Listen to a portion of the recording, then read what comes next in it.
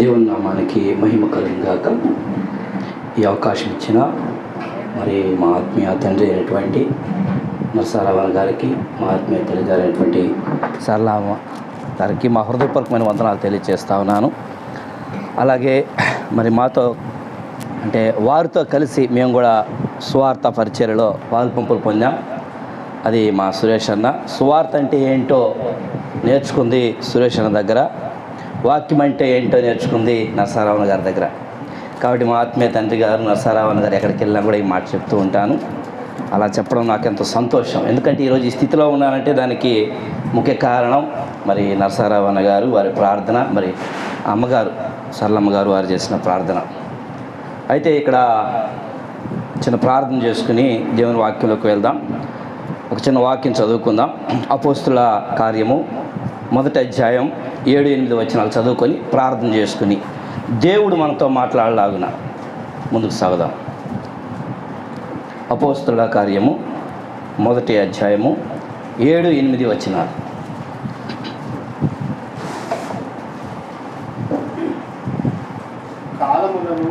కాలములను సమయములను తండ్రి తన స్వాధీనమందు ఉంచుకుని ఉన్నాడు.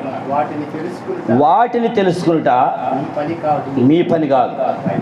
అయినను పరిశుద్ధాత్మ మీ మీదకి వచ్చినప్పుడు మీరు శక్తి నొందెదరు గనుక మీరు యెరూషలేములోను యూదయ సమరయ దేశమంతటను భూ దిగంతముల వరకును నాకు సాక్షులయ్యుందురని వారితో చెప్పాను. ప్రార్థన చేసుకుందాం. పరిశుద్ధుడైన మా తండ్రి, నీ కొందనాలు నాయన, ఈ వాక్య నెరవేర్పులో ఈ దాసుని కూడా మీరు ఉంచుకున్నందుకు నీకు స్తోత్ర.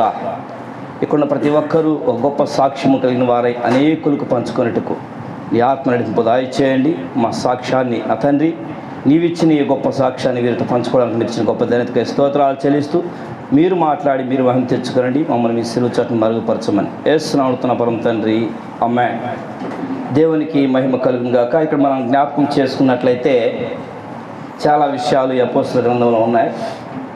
దీన్ని బట్టే మేము మా యొక్క సేవని ప్రారంభించడం జరిగింది. నా పేరు మింజూరు నేరు ప్రసాద్, మాది మడమనూరు. నేను నా యొక్క వ్యక్తిగత సాక్ష్యాన్ని మీతో పంచుకోవడం లేదు. ఎందుకంటే ఇక్కడ వ్యక్తిగత సాక్ష్యం గురించి కాదు, కానీ మేము వెళ్ళినటువంటి సువార్త సేవ అనుభవాలను మాత్రమే పంచుకోవడానికి ఇక్కడ సమయం ఉంది. వ్యక్తిగతంగా ఉన్నటువంటి సాక్ష్యాన్ని గురించి కొన్ని ఒక 5 నిమిషాల్లో మీకు తెలియచేసి ఆ తర్వాత ఈ యొక్క పరిచర్యకు పునాది కాబట్టి వ్యక్తిగత సాక్ష్యం లేకుండా సేవా సాక్ష్యం రాదు. కాబట్టి కన్ఫ్యూజ్ అయిపోతాం, ఈయనకి ఎట్లా చేయగలిగాడని. కాబట్టి కొంచెం షార్ట్గా మరి వ్యక్తిగత సాక్ష్యాన్ని మీకు తెలియజేస్తూ మరి సేవా సాక్ష్యాన్ని, సేవా అనుభవాలని మనం ముందుకు సాగుదాం. మత్తయి సువార్త 26:52 వచ్చిన మనం గమనించినట్టయితే మత్తయి సువార్త 26వ అధ్యాయం 52-53 వచనాల్లో యేసు నీ కత్తి నీ వరలో తిరిగి పెట్టుము. చాలు. ప్రియమైన దేవుని బిడ్డలారా, నేను సేవకు రావడానికి దేవుడు నన్ను పిలుచుకున్నటువంటి వాక్యం అండి ఇది. నీ కత్తి తిరిగి నీ వరలో పెట్టుము అని. నేను 9th క్లాస్లో యేసుక్రీస్తు ప్రభువుని నమ్ముకున్నాను. అయ్యగారు చెప్పినట్లుగా నేను సండే స్కూల్కి వెళ్తున్నటువంటి దినాలవి. 9th క్లాస్లో నాకు చాలా డౌట్స్ ఉండేవి. అసలు ఈ ప్రపంచం ఎలా వచ్చింది, మనుషులు ఎందుకు చనిపోతున్నారు, ఇలా అనేక డౌట్స్ ఉండేటివి. ఆ డౌట్స్ అన్నిటికీ మొట్టమొదటిగా పరిశుద్ధమైన బైబిల్ గ్రంథమే సమాధానం చెప్పగలిగింది, కానీ ఈ భూమి మీద ఎవరు నాకు సమాధానం చెప్పలేదు.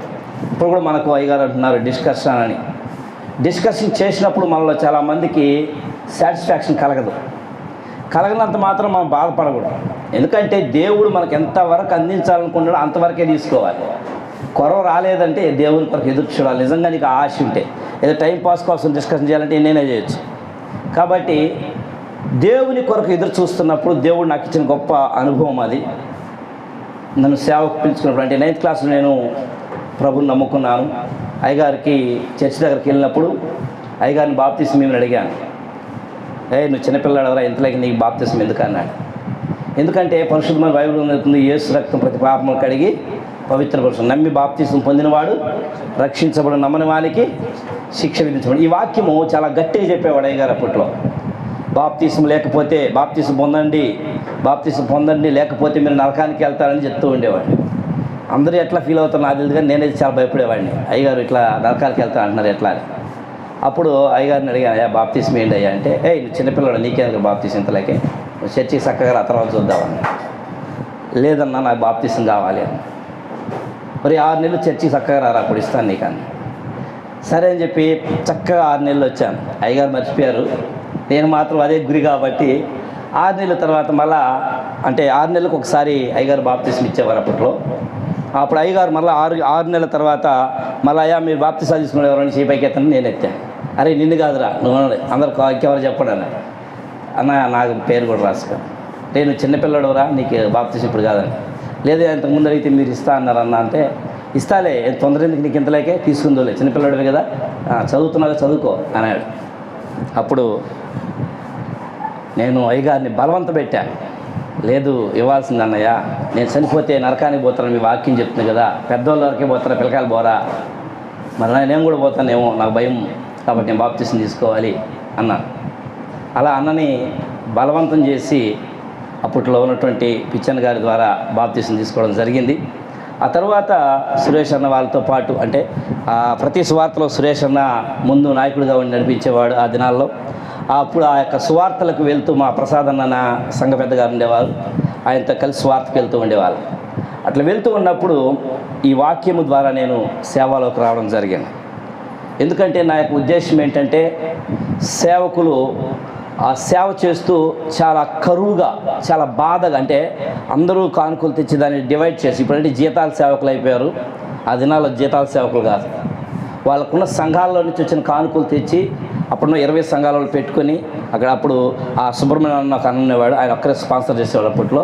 అవన్నీ కలిపి వాటిని అన్నింటినీ డివైడ్ చేసుకొని ఎంతెంత వస్తుందో సేవకుడికి అంతంత వాళ్ళు భాగాలు చేసుకునేవారు. నేను బైబిల్ చదువుతున్నప్పుడు నాకు ఆ వాక్యం గుర్తొచ్చేది, వారి అక్కరి కొద్ది వారు పంచుకొనిరి అని.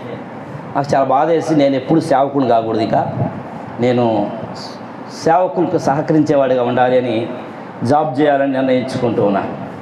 ప్రసంగ గ్రంథము 12వ అధ్యాయం 12వ వచనం ప్రకారం దేవుడు నన్ను ఆయన చదువుని కూడా మాన్పించి ఈ పరిచర్యలోకి నడిపించడానికి దేవుడు సహాయం చేశాడు. ఆ తర్వాత బైబిల్ గ్రంథం మనం చూస్తే యేసుక్రీస్తు ప్రభు అంటాడు, 12 వ్యూహముల దేవదూతలు ఈ భూమి మీదకి వచ్చినట్లయితే నా రాజ్యాన్ని వారు స్థాపించగలరు, కాబట్టి కత్తెత్తుకొని ఎంతమందిని చంపగలవని. న్యాయాధిపతుల గ్రంథం 15:16 చూస్తే సంసోను పచ్చి గాడిద దవడ ఎముకతో 1000 మందిని చంపుతాడు. మరి అంతకంటే గొప్పవాడు కాదు కదా మన పేతురన్న, అన్న కత్తితో ఎంతమందిని చంపుతాడు. ఈ వాక్యం నాకు దేవుడు నాతో ఎలా మాట్లాడుతుంటే, అంటే నా జీతాన్ని సగం సగం ఇవ్వాలనుకున్నా, నా జీతం ఎవరికి తెలియకుండా నేను ప్రసాద్ అన్న గారికి ఇచ్చేవాడిని, సంఘ పెద్ద గారికి, ఎందుకంటే సేవకులకి ఇవ్వాలి అనే ఉద్దేశంతో. అలా చేస్తున్న సమయాల్లో ఈ వాక్యం దేవుడు నాతో మాట్లాడాడు, నీ కానుక కాదు నువ్వే నాకు కావాలి, నువ్వు నా సేవకులను పోషించవేంది, నీకు నిజంగా విశ్వాసం ఉంటే రా నేను నిన్ను పోషిస్తానన్నాడు. దేవుని మీద నమ్మకం అయితే ఉంది, కానీ సేవకు రావాలంటే మాత్రం మళ్ళా భయం వేస్తుంది, ఎందుకంటే ఆల్రెడీ సేవకుల జీవితాలు ముందు కనబడతా ఉన్నాయి. కానీ దేవుడు అంటున్నాడు, నేను ఎవరెవరికి ఎంతెంత ఇవ్వాలో వాళ్ళ పరిస్థితిని బట్టి నేను వాళ్ళకి ఇస్తాను, నీకు నిజంగా నమ్మకం ఉంటే రా అని దేవుడు నన్ను పిలుస్తున్నాడు ఈ యొక్క వాక్యం బట్టి. అప్పుడు నేను దేవుని యొక్క సేవలోకి రావడం జరిగింది. వచ్చిన తర్వాత ఆశ్రయపురం అని దిక్కులేని వారి కొరకు, నేను చెన్నైలో జాబ్ చేస్తున్న సమయాల్లో అప్పుడు ఒక అనాథను సాకాను. ఎందుకంటే నేను మదర్ తెరిసాను బట్టి యేసు ప్రభువును నమ్ముకోవడం జరిగింది. క్రీస్తు శకం క్రీస్తుపురం అనేటువంటి మాటలు మా యొక్క సబ్జెక్ట్లో వచ్చినప్పుడు యేసుక్రీస్తు బైబిల్ తెరవడం జరిగింది. ఎందుకంటే విష్ణు బ్రహ్మ మహేశ్వరుని 3 ఉన్నారు. మేము నాయుడు కుటుంబము, మా అవ్వలు ముత్రాస్ వాళ్ళు లవ్ మ్యారేజ్ చేసుకుని అట్లా ఉన్నారు. ఈ యొక్క ఫ్యామిలీ నుంచి వచ్చాం కాబట్టి నేను కాళికాదేవి భక్తుడిగా జీవించేవాడిని. ఇక అప్పుడు క్రీస్తు పూర్వం క్రీస్తు యొక్క అనేటువంటి మాటల వల్ల నేను ప్రభావితుడయ్యాను. ఈయనెవడు, క్రీస్తు ఎవడు, మాకు 3 ఉన్నారు కదా అని. నాకు బ్రాహ్మణ్ టీచర్ ఒక ఆయన ఉండేవాడు, ఆయన చాలా ఫ్రెండ్లీగా ఉండేవాడు. ఆయనతో మాట్లాడాను నేను, సార్ సోషల్ టీచర్ గారు మత ప్రచారం చేస్తున్నాడు ఇక్కడ, ఏం చేశాడు రా అన్నాడు. మరి ఇంటర్వెల్లో మాట్లాడుకుందాం అని అన్నాడు. సరే నేను ఇంటర్వ్యూకి వెళ్ళాక ఆయన ఒక ప్రశ్న అడిగాడు. ఆ ప్రశ్న ఏంటంటే, నీకు పురాణాలు తెలుసా అని అన్నాడు. ఎందుకంటే నేను ఒక మాట అడిగాను, సార్ క్రీస్తు పూర్వం క్రీస్తు అంటే ఏంటి సార్? యేసు ప్రభు వచ్చి ప్రపంచాన్ని భాగాలు చేశాయంట, ప్రపంచాన్ని రాకముందు BC అని, ప్రపంచం వచ్చినాక AD అని, క్రీస్తు ప్రకారం క్రీస్తు శకం క్రీస్తు పూర్వం అని చెప్తున్నాడు. ఎంత దొంగ మాటలు చెప్తున్నాడు సార్, ఎట్లా నేర్చుకుని ఎట్లా ఎగ్జామ్ రాయాలి సార్ అని. అదేంద్ర ఆయన చెప్పింది నిజమే రా అన్నాడు. అదెట్ట నిజం సార్, మన దేవుళ్ళు కదా సార్ ఫస్ట్ నుంచి ఆయన ఎవడో చెప్తాడేంది. మనకు 3 ఉన్నారు, బ్రహ్మ, విష్ణు, మహేశ్వర, పవర్ఫుల్ గాడ్స్ 3 ఉన్నారు మనకు. వాళ్ళ పేర్లు పెట్టకుండా ఆడెవడో తీసుకొచ్చి యేసు ప్రభువుని పెడితే మనం ఎట్లా ఒప్పుకుంటామని అన్నాను నేను. మీరు చెప్పండి, మీరు నా ఫ్రెండ్ కాబట్టి అడిగాను. అప్పుడు ఆయన ఒక ప్రశ్న అడిగాడు, పురాణాలు తెలుసా నీకు అన్నాడు. తెలుసు సార్ అన్నాడు. ఏంటి చెప్పు అన్నాడు. పురాణాలు అంటే జరిగిన సంగతులు సార్, గత కాలంలో జరుగుంటాయి కదా, వాటిని రాసి ఆ పురాణాలే కదా సరే, ఆ పురాణాల నుంచి వచ్చినలే కదా సార్ మన దేవుళ్ళంతా కూడా అన్నాను. రైట్, కరెక్ట్గా చెప్పావు. మరి పుక్కిటి పురాణాలు తెలుసా అన్నాడు. అయ్యాం పురాణాలు సార్, అవి తెలియదు సార్ నాకన్నా. పుక్కిలి అంటే నోరు, నోట్లో నుంచి పుట్టినవి మన పురాణాలు అన్నాడు. ఆ మాటతో కూడా గుండె పగిలిపోయిందండి. అంటే మన పురాణాలకు ఏం లేదు, చరిత్ర ఎక్కడి నుంచి వచ్చినాయి ఆ మాటతో కూడా. అంటే ఇప్పుడు దాకా నేను చేసింది నోట్లోంచి వచ్చినాయా, నిజం కాదా అని చాలా బాధ వేసింది. ఆ తర్వాత మాకు చర్చి దగ్గరికి వెళ్ళినప్పుడు బైబిల్ తీసుకొని చదువుతుండగా అసలు వారానికి 7 రోజులు ఎందుకు వచ్చాయి, దేవుడు ఎందుకు మానవుడు చనిపోతున్నాడు, ఎందువల్ల మానవుడు మరి చిన్న పిల్లల వయసులోనే చనిపోతున్నారు, మధ్య వయసులో చనిపోతున్నారు, ఎందువల్ల ఇదంతా జరుగుతున్నారు, బైబిల్ గ్రంథం చదువుతున్నప్పుడు చాలా చక్కగా దేవుడు వివరించడం జరిగింది. కొన్ని ప్రశ్నలు అయ్యగారు ఇప్పుడు డౌట్స్ ఉంటే ఎత్తానని ఇప్పుడు అడిగేవాడు. అంతకుముందు నెల ఊరికి నేను చేపైకి ఎత్తేవాడిని. అందుకని నాకు ఒక చిన్న పేరు కూడా పెట్టేవాడు మా నరసరావణ గారు, రే దుడికిపోతారు కూర్చోరనేవాడు. ఎందుకంటే ప్రతిదానికి అడుగుతూ ఉండేవాడిని, ఈడికమ్మా వీడికి పుట్టే డౌట్లమ్మా వీడికి అనేవాడు. ఎందుకంటే ఊరికే డౌట్లు అడుగుతూ ఉండేవాడిని. అయితే ఇప్పుడు మన దేవుని బిడ్డలారా, నేను వాక్యం నేర్చుకుంది ఏంటంటే, మన డౌట్లు ఎప్పటికీ కంప్లీట్ కావు, దేవుడి చిత్తం అయితే అవి కంప్లీట్ అవుతాయి. నాకు కొన్ని డౌట్స్ అన్నగారి ద్వారా తీర్చబడ్డాయి, కొన్ని డౌట్స్ కొంతమంది ద్వారా తీర్చబడ్డాయి, కొన్ని డౌట్స్ అలాగే ఉంటుండగా చేస్తున్న సేవా జీవితంలో దేవుడే వాటిని బయలుపరుస్తూ వచ్చాడు. అంతేగాని నాకు ఇప్పుడు డౌట్ వచ్చినది ఇప్పుడు తీరాలంటే అది తీరదు, అది దేవుని చిత్తం అది. అలాగా సేవా జీవితంలో వస్తున్నప్పుడు ఈ ఆశ్రయపురం కూడా పెట్టడానికి దేవుడు సహాయం చేశాడు. ఎందుకంటే మదర్ తెరిసా ద్వారా నేను యేసుక్రీస్తు ప్రభువుని ఆమె చేసిన సేవను బట్టి నేను కూడా చేయాలని ఆలోచనతో యేసు ప్రభువుని నమ్ముకున్నాను. ఎందుకంటే మదర్ తెరిసా గారు చెప్పారు, ఆయన చనిపోతున్నప్పుడు నేను చేసిన సేవ, నా దేవుడు చేసిన సేవ సముద్రం అంత అయితే నేను చేసిన సేవ నీటి బొట్టు అంతానని. అరే ఇదేంద్ర, ఈమె ఇంత గొప్ప సేవ చేసింది, ఈమెలాగా నేను కూడా జీవించాలనుకుంటుంటే ఈమెమంటుందంటే సముద్రం అంత సేవ చేస్తుంది. ఈమె సముద్రం అనుకుంటున్నాను నేను. ఎవరు?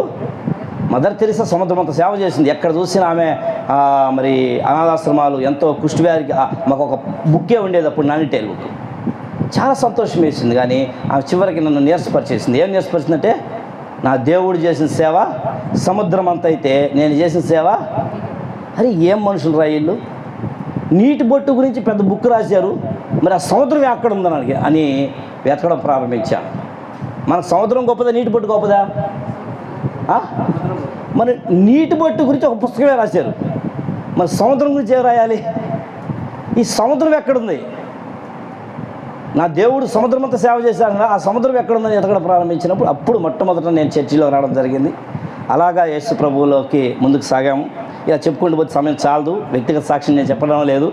అయితే అనాథాశ్రమం పెట్టాను నేను, ఇప్పుడు ఆశ్రయపురం పెట్టాను. అనాథాశ్రమం కూడా పెట్టట్లేదు, ఎందుకంటే అక్కడ సేవకులు ఉంటారు కాబట్టి దానికి ఆశ్రయపురం పెట్టాను. ఆ సేవకులు ప్లస్ అనాథలు కలిసి ఉంటారు. అది కొన్ని వచనాల ప్రకారం దాన్ని పెట్టడం జరిగింది. లేవియకాండం 35:6 వచనం ప్రకారం చాలా వాక్యాలు ఉన్నాయి, వాటిని నేను చూపించట్లేదు కాబట్టి అట్లా ఆశ్రయపురం పెట్టడం జరిగింది. దేవుని చేతి మీద మరొకసారి నా సాక్ష్యాన్ని మీకు పంచుకుంటాను. అయితే సేవా జీవితంగా దేవుని యొక్క సేవా జీవితంలోకి వచ్చినప్పుడు మొట్టమొదటిగా మనం చదువుకున్న వాక్యాన్ని భాగాన్ని బట్టి నేను ఈ బ్రదరన్ ఫెలోషిప్లో నుంచి బాప్టిస్ట్ ఫెలోషిప్లోకి వెళ్ళాను.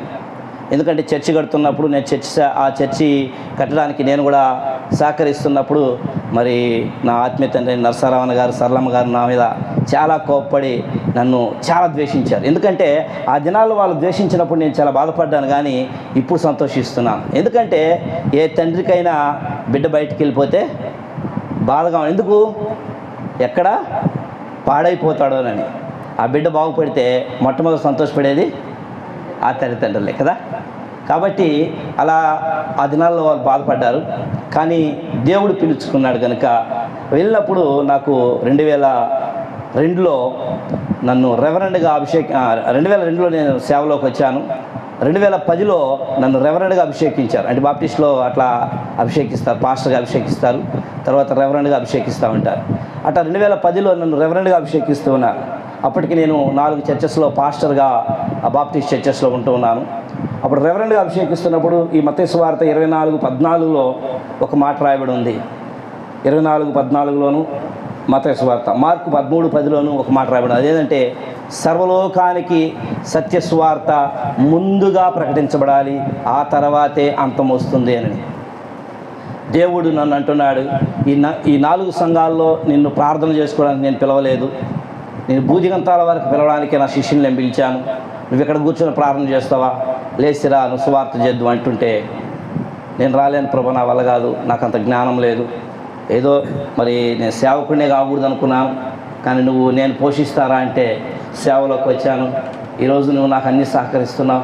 ఈరోజు 4 సంఘాలు ఉన్నాయి, అన్నీ చక్కగా జరుగుతున్నాయి, మంచి భోజనము, మంచి అన్నీ చక్కగా జరుగుతూ ఉన్నప్పుడు ఈరోజు మళ్ళీ వదిలిపెట్టి రమ్మంటే నేను ఎలా రాగలను ప్రభు, నా వల్ల కాదన్నాను. నేనేం చెప్పాను నీకు? మార్కు సువార్త 16 మనం చూసినట్టయితే సర్వలోకానికి వెళ్ళి సర్వ సృష్టికి సువార్త ప్రకటించాలి. నువ్వు ప్రకటించట్లేదు, అంతం రావట్లేదు. ఎందుకంటే నా యొక్క సేవా జీవితంలో ఎన్నో అనుభవాలు, ఎన్నో నిందలు, ఎన్నో అవమానాలు, అవి మనుషులకు సగం తెలుసు, దేవునికి పూర్తిగా తెలుసు. నేను చనిపోవాలనుకున్నాను. అప్పుడు దేవుడు ఈ వాక్యంతో దేవుడు బలపరిచాడు. నేను నిన్ను ఏర్పాటు చేసుకున్నాను, మనిషిగా నిన్ను ఏర్పాటు చేసుకుని నువ్వు వదిలిపెట్టురా, నేను నిన్ను దీవిస్తానన్నాడు. సంఘాలు ఒక సంఘం కాదు, 4 సంఘాలు, వారానికి 4 చూసుకునేవాడిని. అవి వదిలిపెట్టరామని దేవుడు చెప్తున్నాడు. ఏదేమైనా సమాధానం వెళ్ళాలని మా పాస్టర్ గారిని వెళ్ళి అడిగాను. అప్పటికి మా అడ్వైట్ జాషువా గారు చనిపోయారు, దినకర్ పాస్టర్ గారు వచ్చున్నారు. అప్పుడు అయ్యగారు దేవుడు నన్ను ఇలా సువార్త చేయమంటున్నాడు, మరి ఆయన దేవుడు పిలిచాడు నన్ను ప్రపంచమంతా చేయమని. నా వల్ల కాదన్నాను. సర్వలోకానికి వెళ్ళమన్నాను కదా, వెళ్ళలే అంటున్నావు ఏందన్నాడు. నా వల్ల కాదు ప్రభు, నువ్వేమేం చెప్పి నేను పోలేనాను. సరే ఇంకెందుకులే కానీ ఈ దేశం అన్నా చేయన్నాడు. బలివాడు నాయన నాకు తెలుగే చక్కగా రాదు, మరి ఇక్కడ ఈ దేశంలో హిందీ ఎక్కువ ఉంటుందా అంటే అప్పుడు నాకు తెలియదు కాబట్టి మరి నేను ఎక్కడ వెళ్ళగలను. సరే నీ ఆంధ్ర అన్నా చేయన్నాడు. అప్పుడు ఆంధ్ర తెలంగాణ విడిపోలేదు. ఆంధ్ర అంటే మామూలుగా ఉందయ్యా, విశాఖపట్నం నుంచి తడదాకా ఉంది. అసలు హైదరాబాద్ అంటే మా అత్తలు ఊరినోరు, ఒకసారి ఎప్పుడో పోయినాక తర్వాత గుర్తులేదు. ఇదంతా స్వార్థ పడేసి నా వల్ల ఎక్కడ వద్ది, నేను పోలేనన్నా. మరి ఏం చేస్తావు అన్నాడు. ఆ మాట నాకు చాలా బాధ వేసింది. నువ్వు దేనికి పనికి వస్తావు? నాకు ఇంకా దేనికి వచ్చావు సేవకు? నువ్వు ఏం చేయడానికి వచ్చావు? తినడానికా, తిరగడానికా, లేకపోతే గొప్ప పేరు కోసమా? దేనికోసం వచ్చావు నువ్వు అసలు? సర్వలోకానికి వెళ్ళి స్వార్థ ప్రకటించమని చెప్పిన నా శిష్యులకు ఆనాటి నుంచి ఈనాటి వరకు నేను చెప్తున్నాను. మరి నువ్వేం చేస్తున్నావు? నా జిల్లా చేస్తా ప్రభు అని. సరే ఎన్ని రోజుల్లో చేస్తావు అన్నాడు. చేస్తా అన్నాను కానీ మళ్ళీ ఎన్ని రోజులు మళ్ళీ కండిషన్ పెడితే నేను అడుగు కుదిరేది అనుకున్నాను. అలా ప్రారంభమైంది ఈ స్వార్థ సేవా అనుభవం. సరే నేను ఒకసారి మ్యాప్ చూసుకుని చెప్తాను. ఎందుకంటే అప్పుడు వరకు నేను మ్యాప్ కూడా చూడలేదు, నెల్లూరు జిల్లా ఎంత ఉంటుందో. చూసుకుంటే అంత ఉంది, ఎన్ని కిలోమీటర్లు ఉందని చూసుకున్నాను. చూసుకున్నాక ఎట్లయితే ఇది 1 సంవత్సరంలో కంప్లీట్ అవ్వచ్చు, కానీ దేవునితో చెప్పిన తర్వాత మళ్ళీ వెనకడిగేయకూడదని 3 సంవత్సరాలు అడిగాను దేవుడిని. 3 సంవత్సరాలు అవసరం లేదు, సంవత్సరం సరిపోద్ది. ఎక్కడ బట్టిన చర్చిలే ఉన్నాయి. అందులో దేవునితో నేను చేసుకున్న ఒప్పందం ఏంటంటే చర్చి ఉన్న దగ్గర నేను ప్రకటించాను. ఎందుకంటే ఆల్రెడీ నువ్వు పెట్టిన సేవకున్నాడు, ఆడన్నాక మనం ఏం పోయి చేసేది ఏముంది, లేని దగ్గర మాత్రమే ప్రకటిస్తానన్నా. సరే వెళ్ళి అన్నాడు. వెళ్ళి చేస్తూ ఉంటే మన నెల్లూరు జిల్లాలో పోతా ఉంటే వస్తూనే ఉంది జిల్లా. చిన్న స్కూటర్ ఇచ్చాడు. ఫస్ట్ సైకిల్లో స్టార్ట్ చేశాను, తర్వాత చిన్న స్కూటర్ ఇచ్చాడు దేవుడు. స్కూటర్లో నడిచైనా సరే చేయాలనేది ఒక దేవుడితో పెట్టుకుని ఒప్పందం అంతే. దేంతో చేస్తామని ఆయనకు అనవసరం, నాకు అనవసరం. టార్గెట్ ఇచ్చే టార్గెట్ కంప్లీట్ చేయాలంతే. ఎక్కడ చేయాలో తెలియదు. నడుచుకుంటూ అయినా చేయాల్సిందే, బస్సులో టికెట్ కొనుక్కొని పోయి చేయాల్సిందే, లేకపోతే సైకిల్ అయినా చేయాల్సిందే. ఎలా అయితే చేయాలి, టార్గెట్ కంప్లీట్ చేయాలంతే. అయితే దేవుడు అన్నింటినీ అనుకూలపరుస్తూ వచ్చాడు. మొదట బస్సులో వెళ్ళేవాడిని, తర్వాత సైకిల్ ఇచ్చాడు, తర్వాత స్కూటర్ ఇచ్చాడు. అట్లా ఇచ్చుకుంటూ ఆటో ఇచ్చాడు. అట్లా నెల్లూరు జిల్లాలో దాదాపు 807 గ్రామాల్లో చర్చిలు లేని గ్రామాలు చేశాను. కన్నీళ్ళు పడిపోయాయి నాకు, దుఃఖం ఆగలేదు. మా ఊర్లోనే 3 చర్చీలు. నేను అక్కడ అంత చర్చీలు ఉంటాయనుకున్నాను, కానీ చర్చీలు లేని ప్రాంతాలు ఎన్నో ఉన్నాయి. చర్చీలు లేని ప్రాంతాల్లో సేవకి వెళ్ళరు. చర్చి ఉన్న దగ్గరే పాస్టర్ గారు మైక్ తీసుకొని మాట్లాడుతుంటే నాకు ఎప్పుడు వస్తుందో ఆ అవకాశం అని ఎదురు చూసేవాళ్ళు. ఎందుకంటే నేను కూడా అప్పుడు అలా ఎదురు చూశాను కాబట్టి దేవుడు కోరుకునేది ఇలా వాక్యం చెప్పమని కాదు, ఆయన సువార్తను ప్రకటించు. పునాది లేకుండా ఎవడు ఇల్లు కట్టలేడు. ఆ పునాదే సువార్త. సువార్త అనే పునాది లేకుండా ఎవడు దేవుని పరిచర్య చేయలేడు. కాబట్టి ప్రేమ దేవుని బిడ్డలారా, ఆ సేవ ప్రారంభమైంది. నెల్లూరు జిల్లాలో సేవ పరిచర్య చేస్తున్న సమయంలో దేవుని యొక్క ప్రకటన గ్రంథము 22:17లో ఒక మాట రాయబడి ఉంది. ఏమనంటే చూడండి ఒకసారి, ప్రకటన గ్రంథం 22:17లో,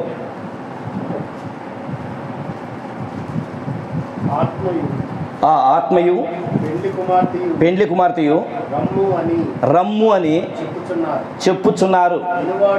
వినువాడును రమ్ము అని చెప్పవలెను. దేవునికి స్తోత్రం.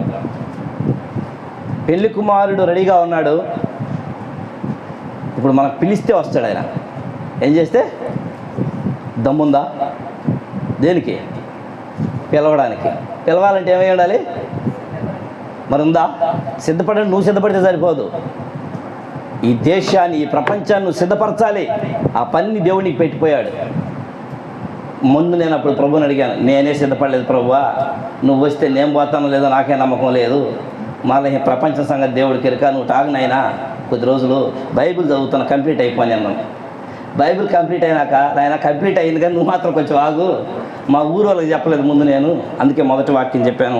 మరి మత్తయి సువార్త 1:1-7. ఎందుకంటే నేను సువార్త చేయాలనుకున్నప్పుడు ఎడ్వర్డ్ జాషువా గారు అన్నారు, సార్ ఇలా సువార్త దేవుడు చేయమంటున్నాడు, నేను ఎలా చేయాలి సార్ అంటే ఆయన ఈ వాక్యాన్ని చూపించాడు.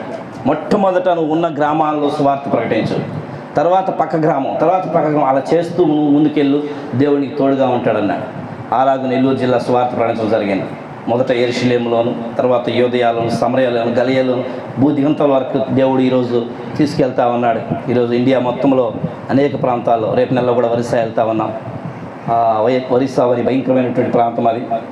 గ్రహం స్టైన్ అనేటువంటి ఒక గొప్ప మిషనరీ ఆస్ట్రేలియా నుంచి మన ఇండియాకు వచ్చి మన ఆంధ్రాలో ఒరిస్సాలో చనిపోయాడు. మామూలుగా చనిపోలేదు. ఆయన ఇద్దరు బిడ్డల్ని కూడా సజీవ దహనం చేశారు. అలాంటి ఏరియా ఒరిస్సా. వారిని తగలబెట్టిన కొద్ది రోజుల్లోనే దేవుని యొక్క ఉగ్రత ఆ రాష్ట్రం మీదకి వచ్చి వరద వచ్చి ఆ రాష్ట్రం అంతా కొట్టకపోయింది. మీరందరూ వినుంటారు, ఒరిస్సా వరద బాధితులని పేరు కూడా పెట్టేశాడు దేవుడు వాళ్ళకి. అలాంటి భయంకరమైన శిక్ష దేవుడు వాళ్ళకి ఇచ్చాడు. అది దేవుడు కనికరం కలిగిన వాడు కనుక మరలా దేవుడు వాళ్ళకి సహాయం చేశాడు. వాళ్ళని మళ్ళా చేరదీశాడు. అయినా వాళ్ళ బుద్ధి మారలేదు.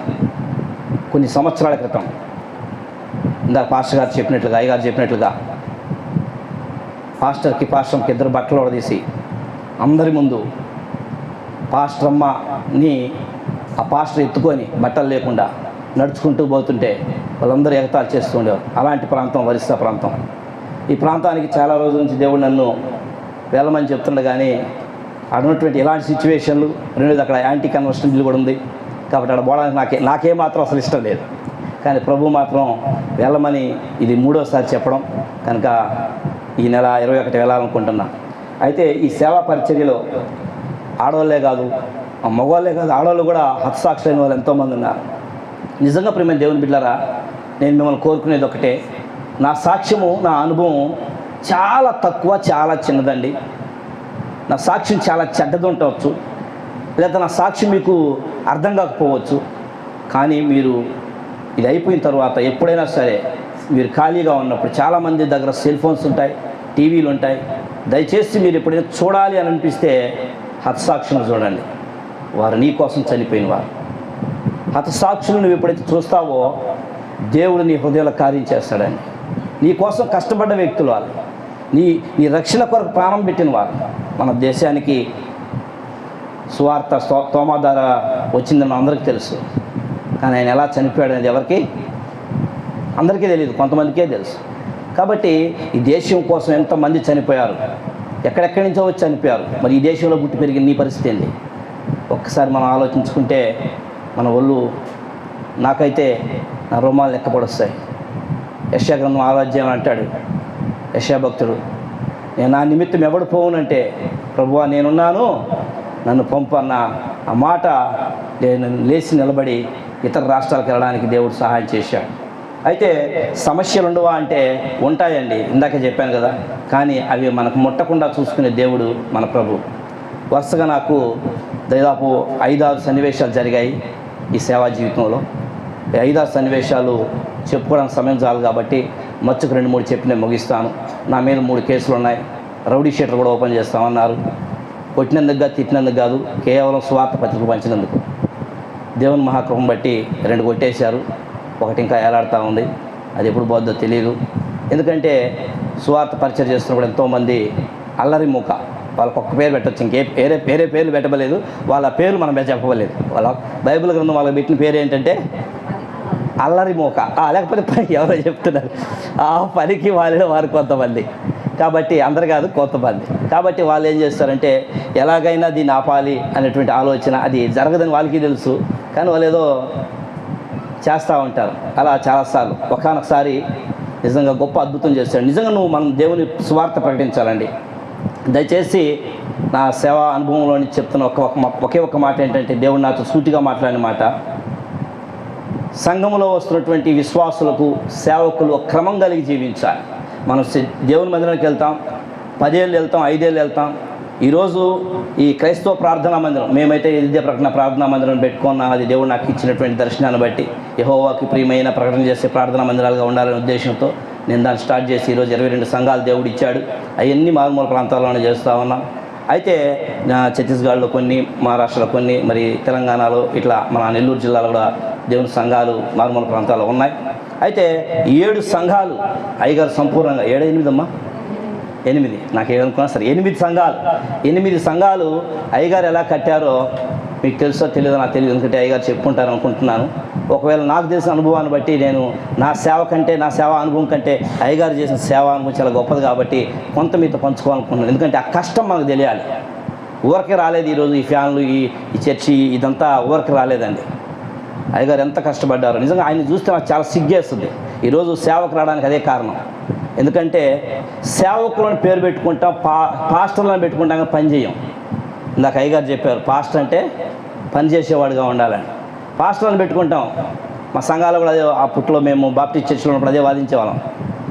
ఆదివారం ఒక్కరోజు వెళ్ళేసి 1000 రూపాయలు కానుక, 2000 రూపాయలు కానుక అంటే అనవసరంగా తీసుకున్నట్టు నువ్వు. దానికి దేవుడికి లెక్క చెప్పాలి. నువ్వు వారం అంతా కష్టపడితేనే నీకు అది కానుక కాదు, దేవునికి ఇచ్చిన పోషణ.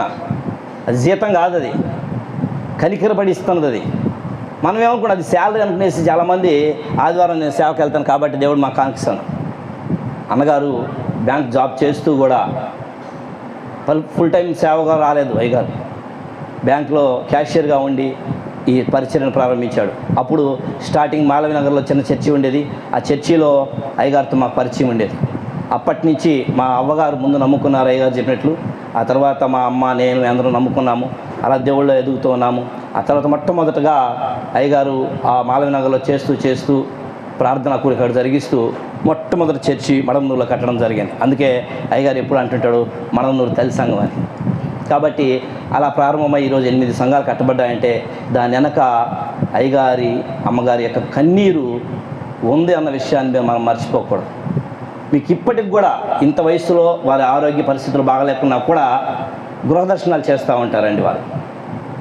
నేను అడిగేది ఒకటే, నాకున్న బాధ ఒకటే ఏంటంటే, సంఘంలో ఉన్నటువంటి సంఘస్థులు లేక సేవకులు మన ఊరి గురించి మనకు గ్రిప్ ఉందా? ఎవరో మరి పాస్టర్ గారు వస్తారు, లేకపోతే నరసరావన్న గారు వస్తారు, ఆయన వచ్చినప్పుడు జరిగిపోతుంది అనుకుంటామా? ఒకసారి ఆలోచించదు. అలా వాటిలో నుంచి వచ్చిందే ఈ సేవా అనుభవం ప్రియమైన దేవుని బిడ్డలారా. ఎందుకంటే అది వాళ్ళకి దేవుడిచ్చిన భారము, ఆ భారం మనకు దేవుడు ఇవ్వడా? మనం చేయట్లేదు అంతే. ఆయన ఇస్తాడు. కానీ ఇందాక అన్నారు దేవుడు ఎవరిని పంపిస్తాడని. నువ్వు పోవడానికి సిద్ధంగా ఉంటే పంపించడానికి రెడీగానే ఉన్నాడు. ఎవడి సామర్థ్యమును బట్టి వాడిని పంపిస్తాడే. నువ్వు బాగాలేదంటే నీ సామర్థ్యం లేదని అర్థం. నువ్వు సేవకుడుగా, కాపరిగా, లేక నువ్వు ఒక విశ్వాసిగా ఉండలేదు అంటే నువ్వు దానికి పిలవబడలేదని అర్థం. నీకు ఆ సామర్థ్యం లేదు. నువ్వు విశ్వాసగా ఉండడానికి పనికిరావు, అందుకే నువ్వు విశ్వాసకి రావట్లేదు. నువ్వు సేవకుడుగా ఉండడం పనికిరావు, అందుకే నువ్వు సేవకుడు కావట్లేదు. నువ్వు స్వార్థకుడుగా ఉండడం పనికిరావు, అందుకే నువ్వు స్వార్థకుడు కావట్లేదు. అంతేగాని ప్రభు నన్ను పిలవలేదు, నేను రాలేదు. ప్రభు పిలిస్తే వస్తాడు. ప్రభు అందరినీ పిలుస్తున్నాడు. భూదిగంతంలో అందరినీ పిలుస్తున్నాడు. ప్రతి ఒక్కరు నా శిష్యులు కావాలని పిలుస్తున్నాడు. ఈ సేవా జీవితంలో నేను చెప్తున్న సాక్ష్యం అండి. ఆదిలాబాద్ జిల్లాలో ఆదిలాబాద్ జిల్లాలో మేము సువార్త ప్రకటిస్తూ ఉన్నాం. మార్నింగ్ కాలంలో మమ్మల్ని అందరినీ పట్టుకున్నారు. 11 మంది సేవకులు అప్పుడు అందరూ పురుషులమే, ఒక 2 స్త్రీలు ఉన్నారు. అందరిని తీసుకెళ్ళి గ్రామ చావిళ్ళు వేసేసి పెట్రోల్ పోసి తగలబెట్టాలనుకున్నారు. ఒక పక్క చెప్పులతో కొడుతూ ఉన్నారు. మాకు అది మొట్టమొదటి అనుభవం అది. అప్పుడు నాకు చాలా భయం వేస్తుంది. అయితే అక్కడ విచిత్రం ఏంటంటే అందరినీ కొడుతున్నారు కానీ నన్ను మాత్రం కొట్టట్లేదు. అందరి దగ్గర సెల్ ఫోన్స్ పెరుక్కున్నారు, నా దగ్గర పెరుక్కోవట్లేదు. నేనే సెల్ ఫోన్ ఇద్దామని జేబులో చేయబెట్టాను. వెంటనే ఆత్మ చెప్తుంది, వాళ్ళు అడగకపోతే నీకెందుకు తొందర, ఆగి ఆలోచించంటుంది ఆత్మ. వెంటనే అయ్యగారు చెప్పిన వాక్యం గుర్తొచ్చింది. నరసరావణ్ గారు చెప్పేవారు, సొదొమ గొమొర్రా పట్టణం గురించి చెప్పినప్పుడు లోతును దేవుడు ఎలాగో బయటికి తీసుకొచ్చాడు. ఇప్పుడు నేను ఒక లోతుని ఎందుకు కాకూడదు?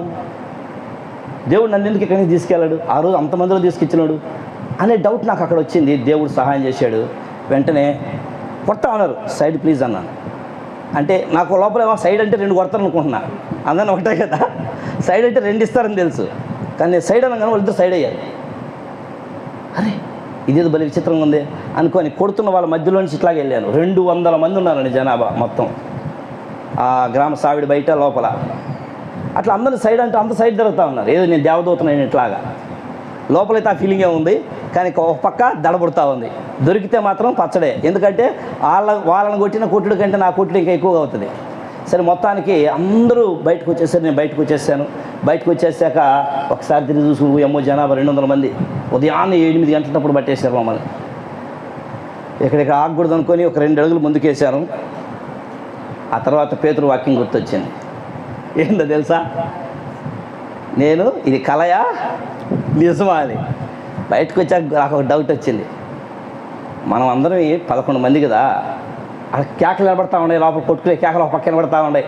ఏయ్ ఎవర్రా, ఎవరెవరు వచ్చారా, ఎవరిని పిలిపించారు రెండించే, ఎవరు రమ్మన్నారు రా ఆడారు. ఓహో ఇప్పుడు వీళ్ళు అంటారు మేము 11 మంది అని. ఆడ ఎంతమంది వెళ్తారు? 10 మంది. మిగతా వాడు అక్కడంటే ఉంటాడు. అప్పుడు పడతాయి నాకు ఇప్పుడు దెబ్బలు. కానీ అక్కడి నుంచి పరిగెత్తడం ప్రారంభించి పక్కనే ఉన్న ఫారెస్ట్లోకి వెళ్ళిపోయేసి రోడ్డు మీద వెళ్తే కొడతారని అక్కడి నుంచి అట్లా దాటుకొని పోలీస్ స్టేషన్కి వెళ్ళా.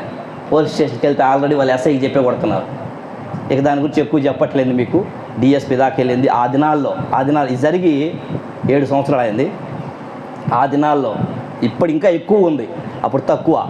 ఒక పాస్టర్ని చంపితే 16 లక్షలు ఇస్తామని పబ్లిక్గా ప్రకటించినటువంటి దినాలు అవి. అప్పుడైతే 15, ఇప్పుడైతే ₹1,00,00,000 ఇస్తారు ఒక పాస్టర్ని చంపేస్తే. అలాంటి సిచ్యువేషన్స్ ఉన్నాయండి.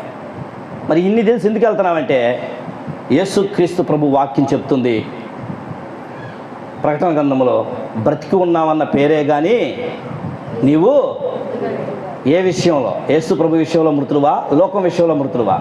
యేసు ప్రభు విషయంలో మృతులు అయితే ఇంట్లో ఉంటావు, చర్చికి వస్తావు, ఇంటికి వెళ్తావు, చర్చికి వస్తావు, ఇంటికి వెళ్తావు. యేసు ప్రభు విషయంలో నువ్వు మృతుడివే. లోకంలో బతుకుతున్నావు అంతే. యేసు ప్రభు అయితే ఊరికే వస్తున్నావు పోతున్నావు అంతే. యేసు ప్రభు కోసం నువ్వు బ్రతికితే, యేసు ప్రభు పదే చెప్తుంటాడు. యోహాను సువార్త 12:24 ఈ వాక్యం నన్ను బలంగా ప్రేరేపించింది. యోహాను సువార్త 12:24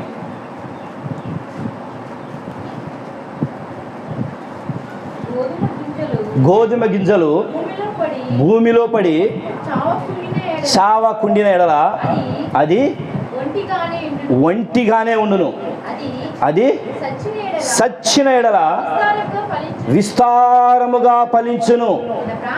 తన ప్రాణమును ప్రేమించువాడు దానిని పోగొట్టుకును. ఈ లోకములో తన ప్రాణము ఎక్కడండి? ఈ లోకములో తన ప్రాణమును ద్వేషించువాడు నిత్య జీవము కొరకు దానిని సంపాదించుకుంటాడు. నా చావు నాకు తెలుసండి. మీకు తెలుసా మీ సావు? ఈ సావు నీకు తెలిసినప్పుడు నిజమైన క్రైస్తవుడు అవుతావు. నా చావు నాకు తెలిసి ఎవడో ఒకటి చంపేస్తాడు. నేనైతే మామూలు సావను. దానికి సిద్ధపడి సేవ చేస్తున్నాను. ఎందుకంటే నా ప్రభు మామూలు చావలే, మా అన్నలు మామూలు చావలే, నా గురువులు మామూలు చావలే. మరి నేను ఎందుకు మామూలు చావాలి? వాళ్ళ వంశంలో పుట్టినోడిని. యేసుప్రభు మామూలు చావలేదు, ఆయన శిష్యులు మామూలు చావలేదు. మరి నేను మామూలు చేస్తే ఎంత ఇన్సల్ట్ నాకు. కాబట్టి వాళ్ళకంటే ఇంకా ఘోరంగా చావాలని నా ఆశ. కాబట్టి అయితే అలాగని చెప్పి పోయి తలకాయ పెట్టడం కాదు, కానీ దేవుడు ఇచ్చినటువంటి పాములు, అది అన్న చెప్పిన వాక్యాలు చాలా గుర్తొస్తుంటాయి అప్పుడప్పుడు. పాముల వలె వివేకులను పౌరం వలె నిష్కపటం. నిజంగా ఆ సమయంలో మా కేసు హైకోర్టు లాగా పోయింది.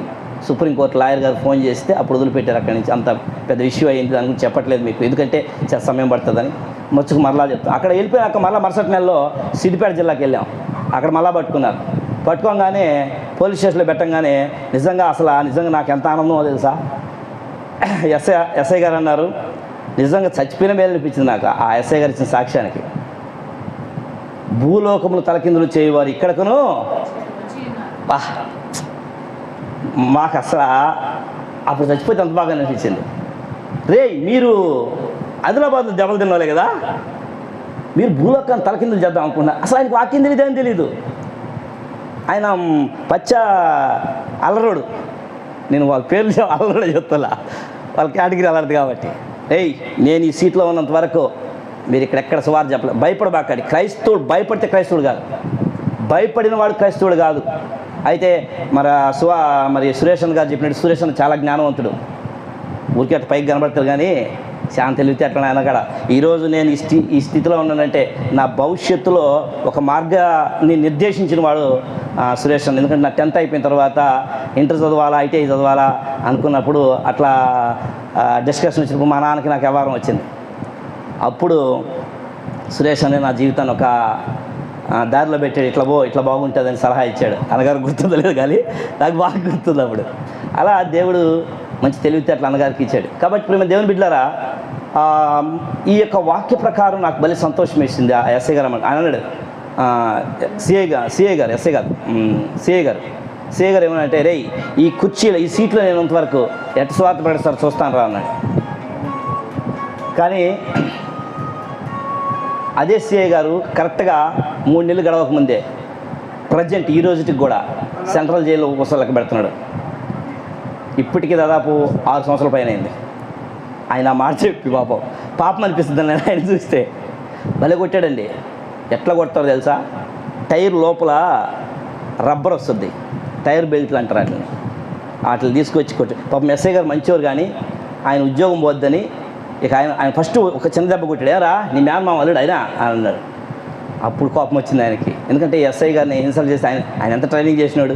సిఐ గారు ఇన్సల్ట్ చేసి ఎట్లుంటుంది అంటే వాళ్ళ కనికరం కలిగింది ఎస్ఐ గారికి. పాపం వీళ్ళు మంచివాళ్ళు, వాళ్ళు ఏం పాపం దేవుడు మాటలు చెప్పడానికి కదా వచ్చారని. కానీ ఒక మాట అన్నాడండి కానిస్టేబుల్, ఇప్పటికి మర్చిపోలేకపోతున్నా మాటని. ఎవడరా మిమ్మల్ని పాస్టర్ అనింది, మీరు పాస్టర్లా అన్నాడు. అవును సార్ మీ పాస్టరే సార్, మీకు ఆ డౌట్ ఎందుకు వచ్చింది, బైబిల్ ఏ క్వశ్చన్ కావాలని చెప్తాను. అది కాదంట్రా, నేను కూడా చర్చికి వెళ్తాను రా అన్నాడు ఆయన కానిస్టేబుల్. అయితే నేను చెప్పే మాట అప్పటికి ఆల్రెడీ దెబ్బలు అయిపోయినాయి డిస్కషన్ అప్పుడు కాసేపు. అప్పుడు మాట్లాడుకున్న సాక్ష్యాలు. అప్పుడు పాస్టర్ అంటే ఎట్టుండాలి, పాస్టర్ అంటే ఎట్టుండాలి, నూనె పంది లెక్క ఉండాలన్నాడు. ఎట్టట నూనె పంది లెక్క అంటే నున్నగా ఉండాలంట. ఎందుకంటే ఎండ దెబ్బ తగలకుండా, కష్టం లేకుండా 10 ఎకరాలు ఆస్తున్నా వాళ్ళు వెనకేసుకొని అలా ఉండగలిగితేనే పాస్టర్ అంటారు వాళ్ళని. చిరిగిపోయిన గుడ్డలతోనో మామూలు గుడ్డలతోనో ఏదో ఊరికే వచ్చేసి మేము పాస్టర్లు అంటే కుదురుతుంది. ఎందుకంటే రోమన్ క్యాథలిక్స్, లూథరన్స్, లేకపోతే ఈ మధ్య కాలంలో వస్తున్న మోడర్న్ సేవకులు వీళ్ళంతా అలాగే ఉంటారు కదా. వాళ్ళని చూస్తే ఎట్లా ఉంటారంటే కానిస్టేబుల్ గుర్తొస్తాడు నాకు వాళ్ళు వచ్చినప్పుడు. ఎలాట వాళ్ళ భార్యలు ఎట్టాడట నూనె పంది లెక్క. అంటే పైన అంటే నూనె పంది అంటే నీళ్ళలోకి వెళ్తున్నప్పుడు పెద్ద ఖడ్గమృగం ఉంటుంది కదా, దాని మీద నూనె లాగా జారుతూ ఉంటుంది. ఈ పాస్టర్లు అట్లా తయారవుతారు పాస్టర్ లెక్క. ఎందుకంటే విశ్వాసాల కానుకలన్నీ పాస్టర్లకు పెట్టి తయారు చేస్తారు. నిజంగా చాలా బాధ వేసింది ఆ దినాల్లో. ఎందుకంటే సేవా జీవితంలో వెళ్తూ ఉంటాం. అయితే ఒకనొక ఊరికి వెళ్ళాం. చాలా అనుభవాలు ఉన్నాయండి, చెప్పుకోవడానికి సమయం లేదు కాబట్టి. మరి అయ్యగారు మస్తు సమయం ఎన్ని గంటలకు అయ్యారు? 3:10 అయిపోయింది. రైట్. నేను చివరిగా ఒక 2 మాటలు చెప్పి నేను ముగిస్తాను. చాలామంది నన్ను ఏమడిగారంటే, మీకు భాష తెలియదు కదా, మరి మీరు ఎలా వెళ్ళి స్వార్థ ప్రకటిస్తారని అడిగారు. నాకు ఒకటే తెలుసు, మనసు ఉంటే మార్గం ఉంటుంది. మోగోడికి ఆకలేస్తుందా లేదా, మోగోడు తింటున్నా లేదా, బతుకుతున్నా లేదా, వాడికి ఏం కావాలని అనుభవిస్తున్నా లేదా. మరి స్వార్థ చెప్పడానికి నువ్వు మోగోడు అయినా కూడా స్వార్థ చెప్పొచ్చా చెప్పకూడదా? మరి అలాగే చేస్తాం మీ స్వార్థ, మోగ స్వార్థ. కానీ దేవుడు ఘనంగా జరిగిస్తాడు. ఎట్లా చేశాడంటే, నేను చిన్నప్పుడు బైబిల్ చదువుతున్న ప్రార్థన చేసుకునేవాడిని. ప్రభు ఆ దినాల్లో భాషలు ఈ దినాల్లో చర్చిల్లోకి వెళ్ళి గజ పాట పాడుతూ ఉంటే గబగబ ఎగరుతూ ఉంటారు కొంతమంది పూనకం వచ్చినట్టు. అదేదో వాళ్ళు అందరి మధ్యలో గొప్పగా కనిపించాలని. కానీ దేవుని వాక్యం చెప్తుంది భాషలు మాట్లాడడం అంటే నోటికి వచ్చింది మాట్లాడడం కాదు, అర్థం చెప్పగల శక్తి ఉండాలని. నేను వెళ్తున్నప్పుడు ఆ రాష్ట్రాల్లోకి వెళ్తున్నప్పుడు ఒక భాష ఉండదండి. ఒక్కొక్క మన ఏరియాలో ఉన్నట్టుగా అంతా తెలుగే ఉండదు. రాజస్థాన్ వెళ్తే 3 భాషలు ఉంటాయి, మహారాష్ట్ర వెళ్తే 4-5 భాషలు ఉంటాయి, ఛత్తీస్గఢ్ వెళ్తే 4-5 ఉంటాయి. మామూలుగా ఉండే భాష హిందీ లేకపోతే మరాఠీ. మరి మహారాష్ట్ర అయితే మరాఠీ ఉంటుంది. కానీ లోపల భాషలు చాలా ఉంటాయి. వాగిడి అని, బిలోడి అని, హల్దీ అని, ఇట్లా చాలా భాషలు, 1 కాదు 2 కాదు, చాలా భాషలు ఉంటాయండి. కాబట్టి ప్రతి భాష మనం నేర్చుకొని సేవ చేయాలంటే అయ్యే పని కాదు. కాబట్టి దేవుని కొరకు వాడబడాలని ఒక ఆశతో ముందుకెళ్తున్నప్పుడు మేము ప్రతి ఇంటికి మరి ట్రాక్స్ డిస్ట్రిబ్యూషన్ చేస్తూ మామూలుగా మామూలు ప్రాంతాలందరికీ వెళ్ళం. మేము ఒక ఉన్నతమైన ప్రాంతాన్ని ఎన్నుకుంటాం. అదేంటంటే మారుమూల ప్రాంతాలు, ఎక్కడైతే యేసు క్రీస్తు ప్రభు గురించి పూర్తిగా తెలియని ప్రాంతాలు ఉంటాయో, ఎన్నడూ దున్నని బీడు భూములు దున్నుడి, లేక ఆహారము నీళ్ళ మీద వేడి చాలా జన్మల తర్వాత కనబడునని ఆ యొక్క వాక్యాన్ని ఆధారం చేసుకుని ఎక్కడైతే సువార్త ప్రకటించని ప్రాంతాలు ఉంటాయో ఆ ప్రాంతాలకు వెళ్తూ ఉంటాం. ఒక క్రమంగా ఎక్కడ పడితే అక్కడ చేయకుండా ఒక క్రమంగా ఎక్కడెక్కడ లేవో ఆ ఒక తాలూకాలు ఒక మండలాన్ని ఎన్నుకొని చేస్తూ వెళ్తూ ఉంటాము. ప్రతి ఇంటికి పత్రికలు డిస్ట్రిబ్యూట్ చేస్తూ వెళ్తాము. నైట్ పూట యేసుక్రీస్తు ప్రభు సినిమా జీసస్ సినిమా ఉంది, అది అన్ని భాషల్లో కూడా తర్జుమా చేయబడింది కనుక ఆ భాషల్లో ప్రొజెక్టర్ వేసి వాళ్ళకి చూపించడం జరుగుతూ ఉంటుంది. అసలు నిజంగా మనం ఇక్కడ చాలా సేఫ్గా ఉన్నాం, కానీ ఆ ప్రాంతాల్లో చాలామందికి దేవుని గురించి తెలియదు. దుఃఖకరమైన విషయం ఏంటంటే మొన్నటి మధ్య కూడా రాజస్థాన్ నిలబడు కొత్తగా జిల్లాలుగా ఏర్పాటు చేశారు. అక్కడ నిమ్కా తానా అనే ఒక జిల్లా ఉంది. ఆ జిల్లాకు మేము వెళ్ళాము. మన తెలుగు ఆయనే అక్కడ మిషనరీగా పనిచేస్తున్నాడు. అక్కడ జిల్లాకి 3 చర్చీలు ఉన్నాయండి. ఎన్ని? మన నెల్లూరు జిల్లాలో 10,000 చర్చీలు ఉన్నాయి. 10,000 ఎక్కడ, 3 ఎక్కడ? ఎందుకు వచ్చింది ఈ తారతమ్యం అంటే చేసిన దగ్గరే చేసుకుంటుంటాం. ఒక పాస్టర్ గారు సేవ చేస్తుంటే మళ్ళీ వెళ్ళి అక్కడ పక్కనే ఇంకొక పరిచర్య మొదలు పెట్టడం. కాబట్టి ప్రియమైన దేవుని బిడ్డలారా, కనీసం మనం చేస్తున్న మందిరాల్లో ఆ చుట్టుపక్కల గ్రామాల్లో గుండె మీద చేసుకుని చెప్పగలమా? నేనున్న ఈ గ్రామంలో ప్రతి ఇంటికి సువార్త ప్రకటించాను అని నువ్వు చెప్పగలవా? నేను చెప్పగలను. నేనున్న ఈ మండలంలో నేను సువార్త ప్రకటించాను నువ్వు చెప్పగలవా? నేను చెప్పగలను. నేనున్న ఈ జిల్లాలో దేవుని గురించి తెలియని వారికి నేను ప్రకటించాను నువ్వు చెప్పగలవా? నేను చెప్పగలను. ముమ్మారు ప్రకటించాను. 3 సార్లు తిరిగాను నెల్లూరు జిల్లాని, డోర్ టు డోర్. ఈరోజు రాష్ట్రాలు చేశాను. తర్వాత ఈరోజు దేవుడు అనేక రాష్ట్రాలకు తీసుకెళ్తున్నాడు. బీహార్ వెళ్ళాం. బీహార్లో భయంకరమైన పరిస్థితి. అక్కడ తినడానికి తిండి ఉండదు. లక్షల మంది జనాభా ఉంటారు. ఒక క్రైస్తవుడు కనపడ్డు. లక్షల మంది ఉంటారండి. క్రైస్తవుడు అనే మాట కనపడ్డు. ఎక్కడో ఉంటారు. ఒకవేళ ఉంటే ఎక్కువగా క్యాథలిక్ వాళ్ళు ఉంటారు, రోమన్ క్యాథలిక్స్. ప్రొటెస్టెంట్స్ చాలా తక్కువ. అలాంటి ప్రాంతాలు అవి. కారణం ఏమంటే ఒక్కరిని కొడితే పక్కన అందరూ ఇంక బారు. అది బాగా పబ్లిక్ అయిపోతుంది. ఏమని, అబ్బో ఆ పక్క బలే కొడుతున్నారట, ఆ పక్క బలే కొడుతున్నారట. మా సురేష్ అన్న చెప్పాడు, మరి నేరు ప్రసాదం గారు చెప్పారు, అక్కడ చాలామంది కొడుతున్నారని చెప్పే దేనికి తెలుసా? దెబ్బలు మిగిలిన నీకు కావాలా వద్దా అని ఎంతమంది కోరుకుంటారు? కావాలని కోరుకునేవాడే ఆయనకి ఇష్టమైన బిడ్డ, దేవుని బిడ్డ. అదే నాకు వాక్యం చదువుకున్నాం. గోధుమ గింజ పడి చావకపోతే, యేసు ప్రభు అనే ఒక గోధుమ గింజ చచ్చింది, 12 విత్తనాలు మొలిసినాయి. 12 చచ్చాయి, 120 మొలిసినాయి. 120 చచ్చాయి.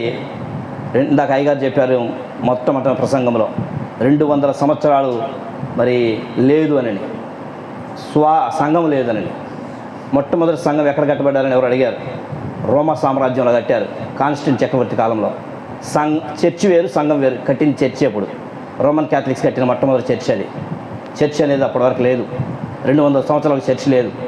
ఆ తర్వాత కాన్స్టెంట్ చక్రవర్తి దాన్ని యేసుక్రీస్తు ప్రభు దర్శనాన్ని బట్టి ఆయన చర్చి స్టార్ట్ చేయడం జరిగింది. మన ఇండియాలో మొట్టమొదటి చర్చి కేరళలో కట్టడం జరిగింది. చర్చెస్ వేరు, సంఘాలు వేరు. సంఘాలు యేసుక్రీస్తు ప్రభు చనిపోయిన వెంటనే సంఘంగా కూడుకున్నారన్న విషయాన్ని అయ్యగారు అప్పుడే మనకు త్యాగతలను చేసేశారు. కాబట్టి సంఘము ఎప్పుడో ఏర్పడింది, చర్చెస్ 200 సంవత్సరాల తర్వాత ఏర్పడ్డాయి. సేవ ఇప్పుడు చేయాలి. సంఘం అప్పుడు ఏర్పడింది, చర్చిలు అప్పుడు ఏర్పడ్డాయి. సేవ ఇప్పుడు చేయాలి. ఎందుకంటే ఇప్పుడు చేయకపోతే ఇంక రేపు నువ్వు చేయడానికి భూమి మీద ఉండవు. ఎందుకంటే already time is over. Time అయిపోయింది. ఎక్కడ చూసినా దేశాలు రెడీగా ఉన్నాయి. ఈరోజా రేపా, ఈరోజు నైట్కి చచ్చిపోయినా కూడా డౌట్ లేదు. ఎందుకంటే అంత రెడీగా ఉన్నారు.